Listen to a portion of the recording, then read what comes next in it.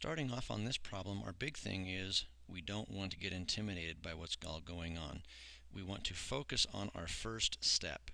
Simplify the expression on each side of the equal sign. And it's so important in this point. I'm actually going to just kind of draw a line right here. So I'm not going to be tempted to go on the other side of the equal sign until I've finished simplifying this expression.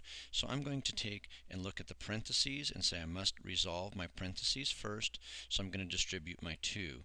So I end up with 2x minus 6 with the 2 distributing to the x, making it 2 times x, and 2 times 3 to give me my 6. The minus sign stays. And the negative 17 is just going to live for a minute.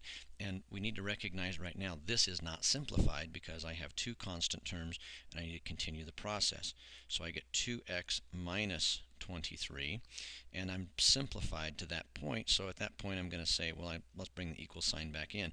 But we need to come over here and clean house on this side. And let's do that by distributing the 3. And what we need to also focus on here is I'm not just distributing a 3, I'm distributing a negative 3 that goes all the way through. So what we're going to end up with is 13 minus 3x, and a minus 3 that distributes to a 2 is going to give me a negative 6. And the big thing going on there is I've got a negative 3 distributing and a 2 on the other side, and that's what's going to give me that negative 6 hanging out right here. So again, I'm not out of the woods yet because the 13 and the negative 6 are constants that can be combined.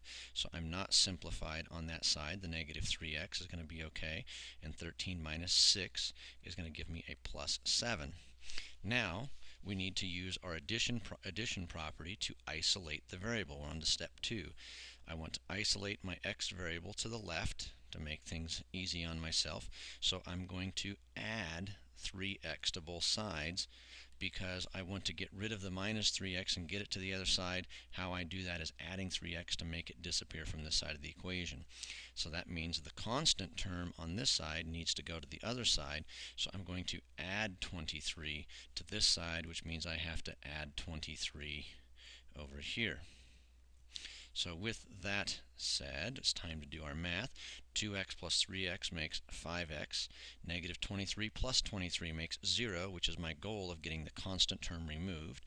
Negative 3x plus 3x, the variable term disappeared from the right, and I'm left with 30 on the left. So I'm left with 5x equals 30, and we finish up with the division or multiplication of 1/5, whichever way you want to look at it.